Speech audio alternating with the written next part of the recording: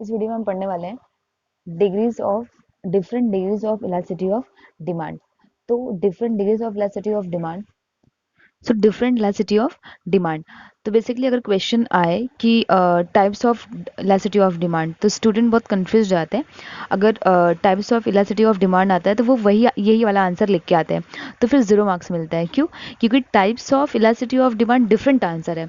उसका मतलब क्या होता है, अगर क्वेश्चन पूछा जाए एग्जाम में कि write down types of elasticity of demand, it means आपको income elasticity of demand, okay, price elasticity of demand, cross elasticity of demand, जो हमने इससे पहले पढ़े हैं, वो सारे क्वेश्चंस के आंसर लिखने हैं। बट अगर आपको पूछा जाए different degrees of elasticity of demand, it means आपको ये वाला आंसर लिखना है। ठीक है, क्योंकि इसमें 5 ऐसे टाइप्स है, डिफरेंट डिफरेंट डिग्री है, किसके? इलास्टिसिटी के डिग्री है। ठीक है, इलास्टिसिटी के। तो फर्स्ट क्या है, ये मैं आपको कुछ ट्रिक बताऊंगी जिससे कि आपको याद होगा कि कैसे हम ये सारे डिग्री को याद रखें और उसके डायग्राम्स और एक्सप्लेनेशन कैसे दें। ठीक है, तो बहुत सिंपल है। देखो, फर्स्ट वन क्या है, perfectly in elastic demand. Okay, तो ये जो हेडिंग होती है ना, परफेक्टली इन इलास्टिक डिमांड, इस हेडिंग से हमें समझ में आ जाता है कि हमें डिमांड को कांस्टेंट रखना है या फिर प्राइस को कांस्टेंट रखना है, किस में चेंजेस होंगे, किस में चेंजेस नहीं होंगे, एक फैक्टर में चेंजेस होगा या फिर दोनों फैक्टरों में चेंजेस होगा।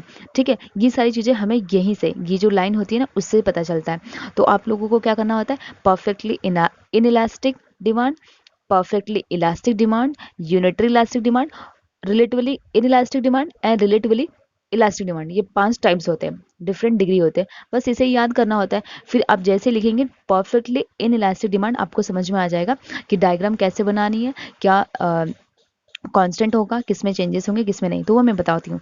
ठीक है, अगर परफेक्टली पूछा, ठीक है, बहुत ध्यान से सुना, अगर परफेक्टली पूछा, perfectly in elastic demand, perfectly मतलब क्या, किसी एक फैक्टर में ही चेंजेस होगा। ठीक है, only one factor will change. अब फैक्टर्स मतलब क्या, there are 2 factors in this different degrees of elasticity of demand. Okay, price and demand. ठीक है, 2 ही फैक्टर से हम ये different degrees of elasticity of demand पढ़ रहे हैं, प्राइस एंड डिमांड। ठीक है, तो अगर इसने बोला परफेक्टली इन इलास्टिक डिमांड, तो परफेक्टली वर्ड पे आपको कॉन्सेंट्रेट करना है। इट मीन्स परफेक्टली बोला तो कोई एक फैक्टर ही चेंज होगा, दैट इज वो या तो प्राइस चेंज होगी या फिर डिमांड चेंज होगा। कोई एक फैक्टर चेंज होगा, एक फैक्टर क्या रहेगा, कांस्टेंट रहेगा, उसमें कोई भी चेंजेस नहीं होंगे। ठीक है, अगर परफेक्टली बोला तो समझ में आ गया। इन इलास्टिक, इन इलास्टिक मतलब क्या होता है, नो चेंज। ठीक है, मतलब आपको समझने के लिए मैं बता रही हूँ सिर्फ। ठीक है, inelastic means no change, no change.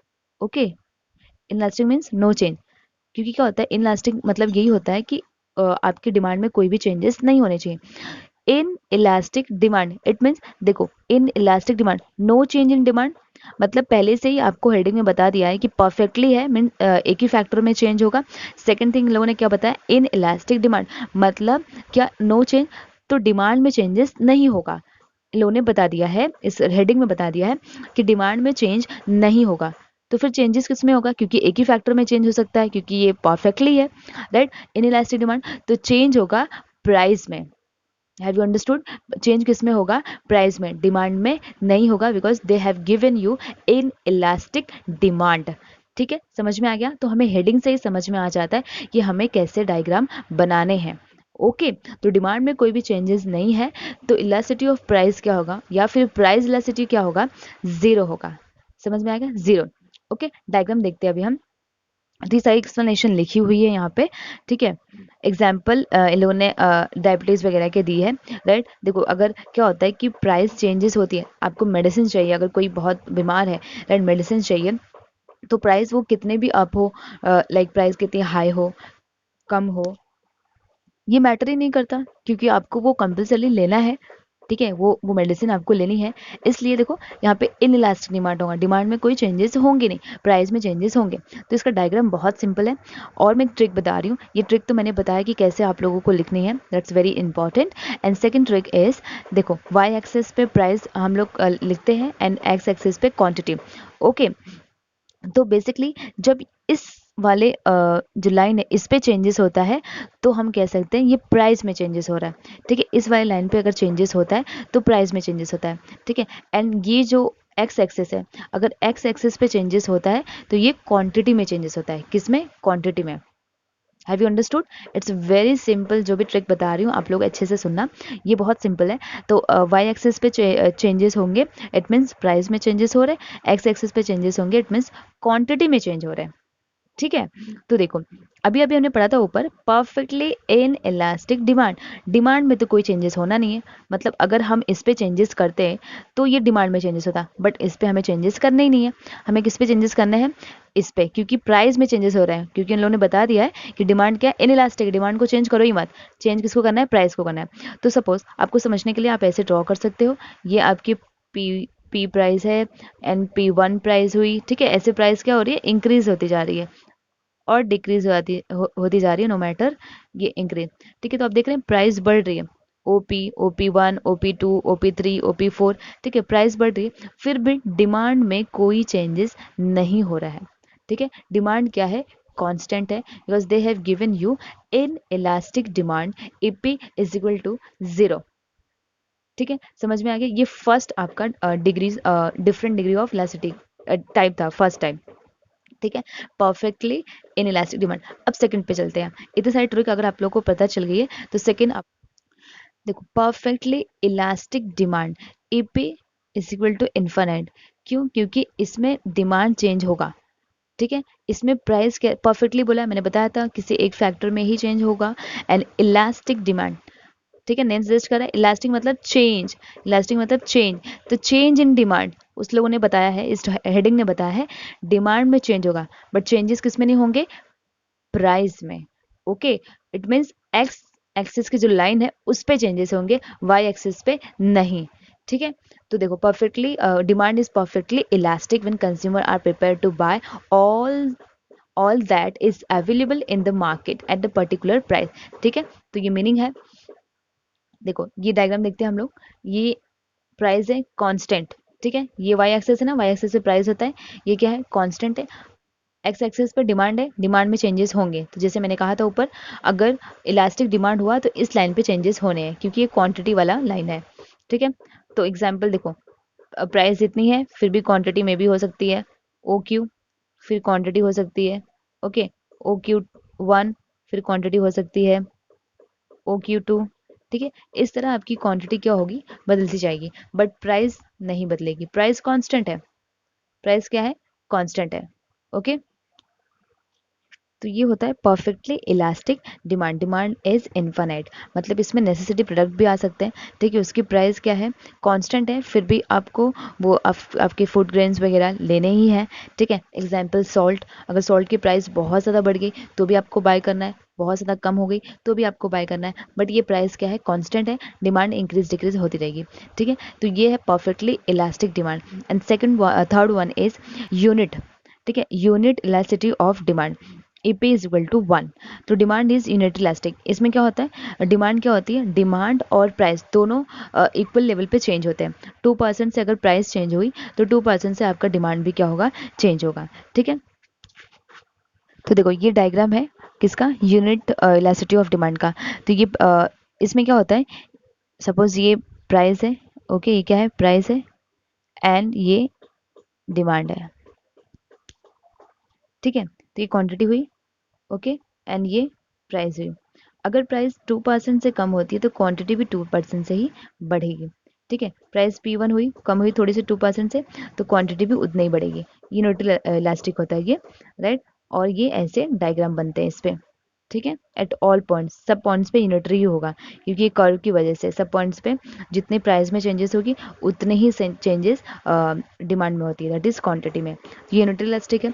Your fourth one is relatively in elastic demand.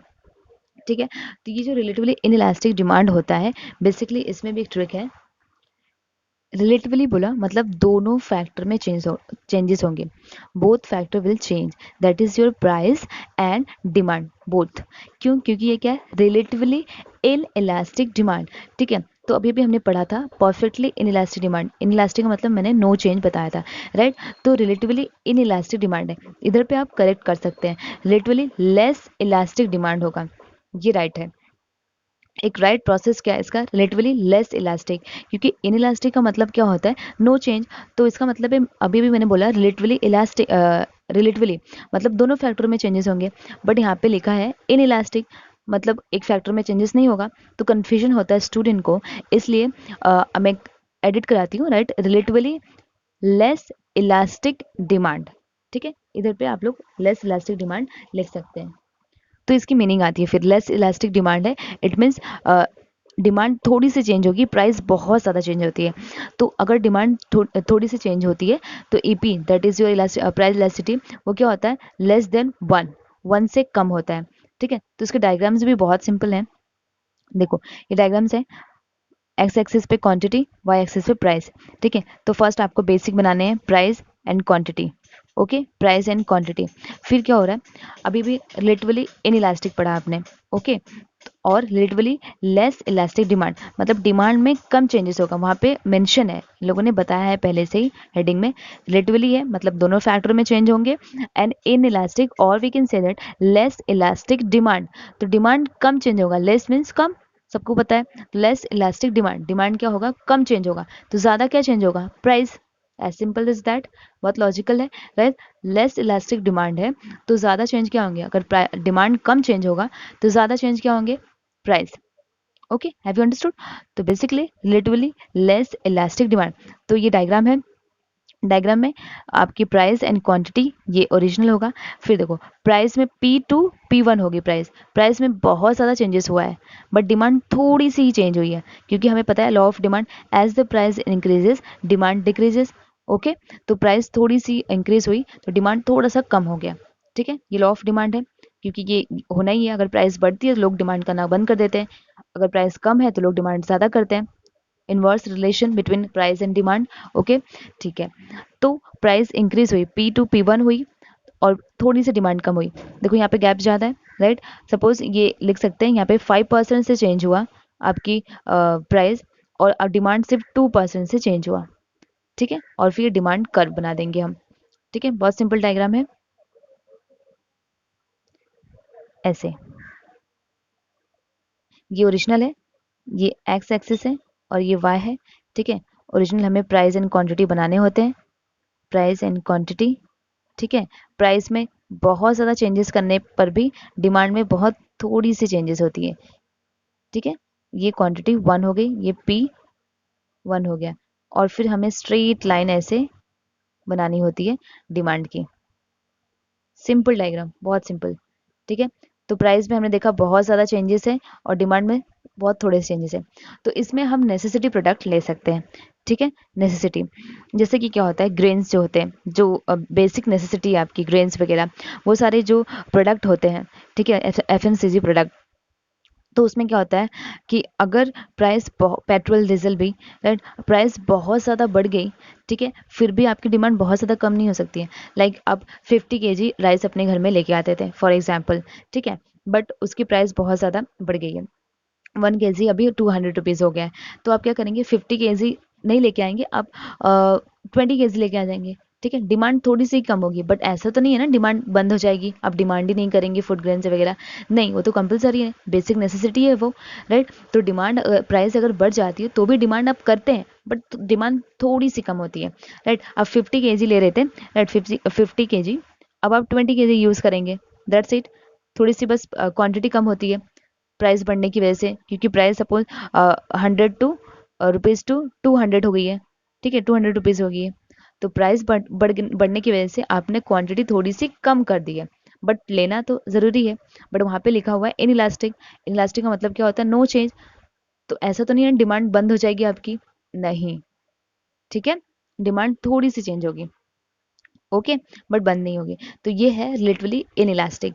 अभी हम पढ़ेंगे रिलेटिवली इलास्टिक डिमांड, और we can say that literally more elastic demand, क्योंकि डिमांड में ज़्यादा चेंजेस होता है, रिलेटिवली इलास्टिक डिमांड, और आप लिख सकते हैं यहाँ पे रिलेटिवली मोर इलास्टिक डिमांड, ठीक है, क्योंकि ये रिलेटिवली है, मतलब दोनों फैक्टर में चेंजेस होंगे, तो ज़्यादा क्या चेंज होगा वो बता रहे हैं। रिलेटिवली इलास्टिक डिमांड, इलास्टिक मतलब change but more change, relatively more elastic demand, demand ज़्यादा चेंज होगा, और अगर डिमांड ज़्यादा चेंज होगा तो प्राइस क्या होगी, कम चेंज होगी।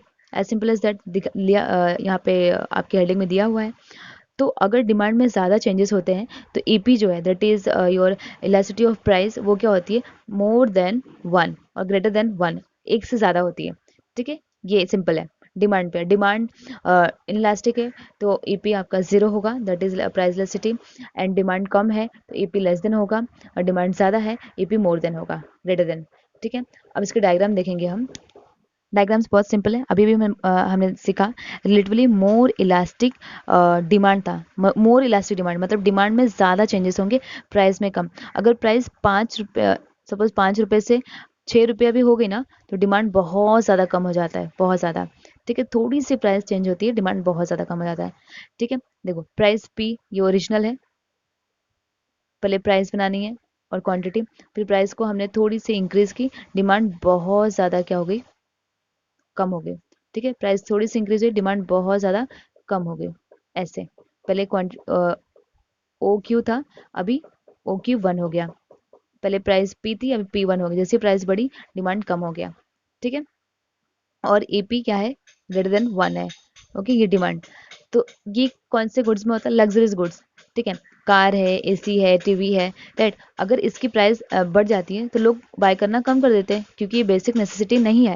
ऐसा नहीं है कि लोग कार के बिना रह नहीं पाएंगे, और ऐसा भी नहीं है कि लोग एसी के बिना रह नहीं पाएंगे, राइट। दे कैन सर्वाइव ना, ये सारी चीज़ें नहीं है फिर भी वो सर्वाइव कर सकते हैं। बट इससे पहले जो हमने पढ़ा था, रिलेटिवली लेस इलास्टिक डिमांड, वो ऐसा क्यों था, क्योंकि ये फूड ग्रेन्स वगैरह ये बेसिक नेसेसिटी है, राइट। आपके घर में ग्रेन्स नहीं आएंगे, फूड नहीं आएंगे, सॉल्ट नहीं आएगा, राइट। अगर ये सारी चीज़ें नहीं रहेंगी तो सर्वाइव कैसे करेंगे।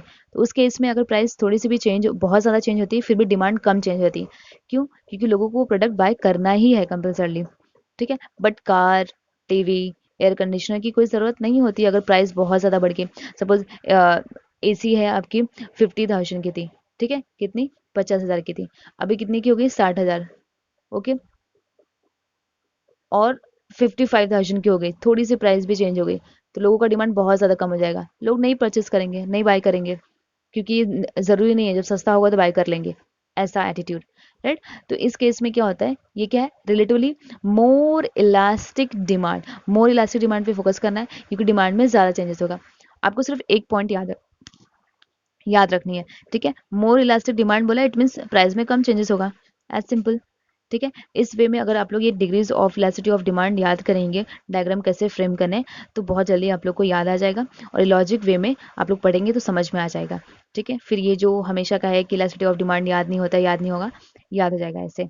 ठीक है, तो आई होप आप लोग को समझा होगा। Thank you.